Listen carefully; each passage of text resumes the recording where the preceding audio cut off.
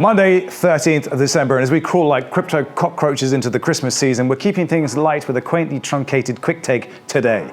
Last week was marked by many voices speaking up and demanding to be heard. Joseph, Michael, and Brian, those to be vibrating your speaker drums directly after this message from our sponsors. DeFi users, you no longer need to pay expensive and unpredictable interest rates on your ETH loans. Liquidity, a decentralized borrowing protocol, allows you to borrow against your ETH interest-free. Loans are paid out in LUSD, a USD-pegged stablecoin, and need to maintain a minimum collateral ratio as low as 110%. To learn more, head over to liquidity.org/Defiant to get started and get the most out of your borrowing needs today. So last week's congressional hearing had y'all wagging tongues last week, and many of you were particularly put out by Brad Sherman's 5-minute piece, finding much to dislike about the congressman's hot take on quote-unquote crypto coin, and of course, mongoose coin.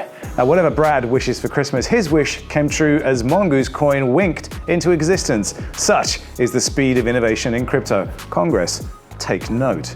Make of this what you will. So we didn't actually give Brian Brooks his fair due on our last quick take, so here are some absolute pearlers from the former acting controller of the currency. First up, lambasting legislators for double standards towards digital assets. Explain, for example, why Fidelity Investments, one of America's best-known investment advisors, had to go to Canada to offer a Bitcoin ETF. Or why physically settled crypto ETFs are safe and legal in Germany, Brazil, Singapore, and elsewhere, but somehow not in the United States.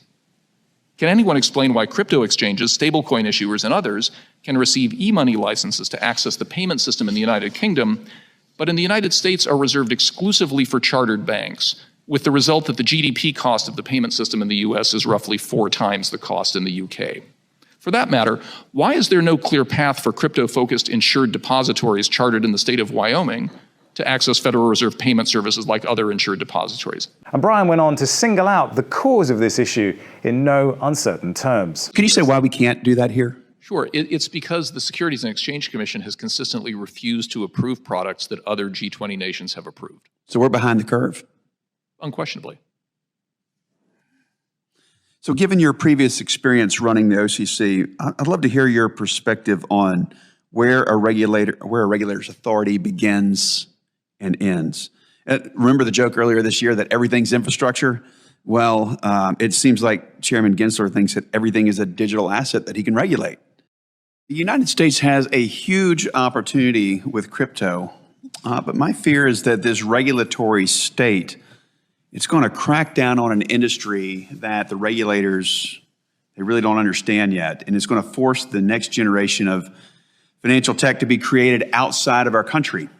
So the message is loud and clear. The US needs to get out of the way of its own feet or is simply being left behind. And this message was repeated over and over and over during the hearing. The US should be number one. The US demands to be number one. The US must be number one. America first.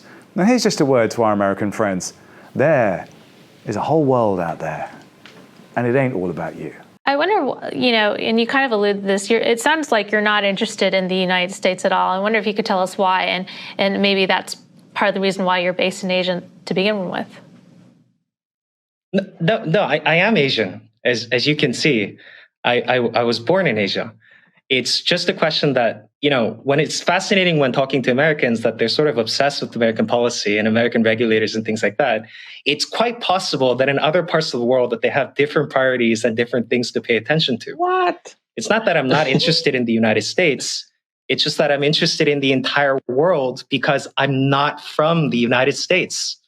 US leadership of everything is now being challenged. And on a much smaller scale, SushiSwap's leadership troubles continued last week with the resignation of CTO Joseph DeLong. He said, "I wish Sushi the best, and I'm saddened that Sushi is so imperiled within and without. The chaos that is occurring now is unlikely to result in a resolution that will leave the DAO as much more of a shadow than it once was without a radical structural transformation." Now, there are clearly deep-rooted issues within SushiSwap that need to be addressed, and the token price reflects that deeply depressed sentiment. But the project, it has to be said, has been responsible for a wealth of innovation and product development that well, would be a huge loss to DeFi if it were to disappear completely. Good luck to all. This isn't easy. Now, Joseph embedded his resignation into an Ethereum transaction, which then failed.